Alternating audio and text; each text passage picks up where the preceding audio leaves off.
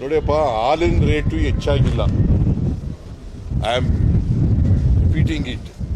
ಹಾಲು ಹೋದ ವರ್ಷ ಇದೇ ಸಂದರ್ಭದಲ್ಲಿ 90 ಲಕ್ಷ ಲೀಟ್ರ್ ಇತ್ತು. 90 ಲಕ್ಷ. ಈಗ 99 ಲಕ್ಷಕ್ಕಿಂತ ಜಾಸ್ತಿ ಆಗ್ಬಿಟ್ಟದೆ. 99 ಲಕ್ಷ. ಈಗ ನಾವು ರೈತರಿಗೆ ಹಾಲು ತಗೋಬೇಕಲ್ಲ, ಅವ್ರನ್ನ ಬೇಡ ಅಂತ ಹೇಳೋಕ್ಕಾಗಲ್ಲ. ಹಾಲು ಉತ್ಪಾದನೆ ಆಗಿದೆ, ಮಾರುಕಟ್ಟೆ ಮಾಡಬೇಕು. ಅದಕ್ಕೋಸ್ಕರ ಬಾಟ್ಲಲ್ಲಿ 500 ಅರ್ಧ ಲೀಟ್ರ್ ಕೊಡ್ತಿದ್ವಲ್ಲ, ಅದಕ್ಕೆ 50 ಮಿಲಿ ಲೀಟ್ರ್ ಜಾಸ್ತಿ ಮಾಡಿದ್ವಿ. ಕ್ವಾಂಟಿಟಿ ಜಾಸ್ತಿ ಆಗಿದೆ. ಆ ಕ್ವಾಂಟಿಟಿಗೆ ಎಷ್ಟು ಮಾಡಿದೀವಲ್ಲ, ಅದಕ್ಕೆ ಎಷ್ಟು ಬೆಲೆ ತಗಲ್ತದೆ ಅದಕ್ಕೆ ಬೆಲೆ ಮಾಡಿದ್ದೀವಿ. ನಾನು ಹೇಳೋದು ಅರ್ಥ ಆಯ್ತಾ? ಕ್ವಾಂಟಿಟಿ ಬೆಲೆ ಜಾಸ್ತಿ ಮಾಡಿದ್ರಿ. ಆ ಕ್ವಾಂಟಿಟಿ 50 ಮಿಲಿ ಲೀಟ್ರ್ ಹೆಚ್ಚು ಮಾಡಿದೀವಲ್ಲ, ಅರ್ಧ ಲೀಟ್ರಿಗೆ ಮತ್ತು 1 ಲೀಟ್ರಿಗೆ ಅದಕ್ಕೆ 2 ರೂಪಾಯಿ 10 ಪೈಸೆ ಆಗುತ್ತೆ. 2 ರೂಪಾಯಿ 10 ಪೈಸೆನ ಅದನ್ನು 2 ರೂಪಾಯಿ ಮಾಡಿದ್ದೀವಿ. ಇಲ್ಲಿ ಬೆಲೆ ಎಲ್ಲಿ ಹೆಚ್ಚು ಮಾಡಿದ್ದೀವಿ? ಎಲ್ಲಪ್ಪ ಹಾಲಿನ ಬೆಲೆ ಎಲ್ಲಿ ಹೆಚ್ಚು ಮಾಡಿದ್ದೀವಿ?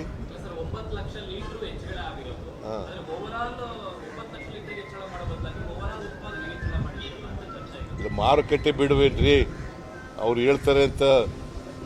ಅವ್ರ ಕಾಲದಲ್ಲಿ 90 ಲಕ್ಷ ಲೀಟ್ರ್ ಇತ್ತು, ನಮ್ಮ ಕಾಲದಲ್ಲಿ 99 ಲಕ್ಷ ಲೀಟ್ರ್ ಆಗಿದೆ. ಅದಕ್ಕಿಂತ ಜಾಸ್ತಿ ಆಗಿದೆ. ಸುಮ್ಮನೆ ಅವ್ರು ಹೇಳ್ತಾರೆ ಅಂತ ನೀವು ಬರೆದು ಬಿಡ್ತೀರ? ನಿಮಗೂ ವಿವೇಚನೆ ಇರಬೇಕಲ್ಲ. ಅವ್ರು ಹೇಳ್ತಾರೆ ಅಂತ ನೀವು ಬರೆದು ಬಿಡೋದ? ಬೆಲೆ ಏರಿಕೆ ಆಗೋಯ್ತು. ಎಲ್ಲಿ ಹಾಲಿನ ಬೆಲೆ ಏರಿಕೆ ಆಯಿತು? ಅದು ಆಗಿಲ್ರಿ. ಹಾಲಿನ ದರ ಹೆಚ್ಚಾಗಿಲ್ಲ, ಅಷ್ಟೇ ರೇಟ್ ಇದೆ. ನಾವು 500 ಮಿಲಿ ಲೀಟ್ರ್ ಕೊಟ್ಟರೆ ಅಷ್ಟೇ ರೇಟು, 1000 ಕೊಟ್ಟರೆ ಅಷ್ಟೇ ರೇಟು. ನಾವು ಹಾಲು ಹೆಚ್ಚಾದ್ರಿಂದ ಮಾರುಕಟ್ಟೆ ಮಾಡೋಕ್ಕೋಸ್ಕರ 500 ಇದ್ದದನ್ನು 550, 1000 ಇದ್ದದನ್ನು 1050 ಮಾಡಿದ್ದೀವಿ. ಅದಕ್ಕೆ 2 ರೂಪಾಯಿ ಆಗುತ್ತೆ 50 ಮಿಲಿ ಲೀಟ್ರಿಗೆ. ಅದಕ್ಕೆ ಹೆಚ್ಚು ಕೊಡಿ ಅಂತ ಹೇಳಿದ್ದೀವಿ. ನೀವು ಹೋಟ್ಲವರು ಕಾಫಿ ಟೀ ಮಾಡೋರಿಗೆ ಬೆಲೆ ಹೆಚ್ಚಾಗಾಯ್ತದ ಅವ್ರಿಗೆ? ಹೆಂಗೆ ಜಾಸ್ತಿ ಆಗ್ತದ್ರಿ? ನೋ ನೀವು ನೋಡಿದ್ರೆ ಪತ್ರಿಕೆ ಓದಿದ್ರ?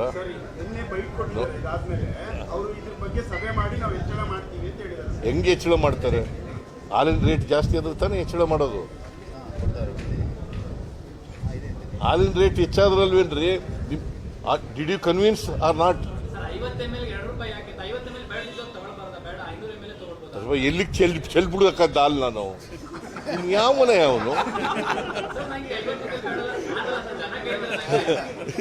ಹಾಲು ಚೆಲ್ಲಕ್ಕಂತ ಎಲ್ಲ ಭಯ. ನಾವು ಕೊಂಡ್ಕೊಳ್ಳಲ್ಲ ಹೋಗಿ ಅನ್ನಕ್ಕಂತ ರೈತರಿಗೆ. ಹೌದು, ಕೊಂಡ್ಕೋಬೇಕಾದ್ರೆ ಮಾರಾಟ ಮಾಡಬೇಕಲ್ಲ. ಮಾರಾಟ ಆಗ್ಬೇಕಲ್ವೇನೆಯ? ಅದಕ್ಕೆ ನೋಡಪ್ಪ, ಈ ಮಾರಾಟಗಾರರು ತಗೊಳ್ಳೋರು ಇದ್ದಾರಲ್ಲ, ಕೊಳ್ಳೋರು ಇದ್ದಾರಲ್ಲ, ಅವ್ರಿಗೆ 500 ಮಿಲಿ ಕೊಡ್ತಿದ್ದದನ್ನು 550 ಕೊಡ್ತೀವಿ. 2 ರೂಪಾಯಿ ಜಾಸ್ತಿ ಕೊಡ್ರಪ್ಪ ಅಂತ ಹೇಳ್ತೀವಿ ಅಷ್ಟೇ.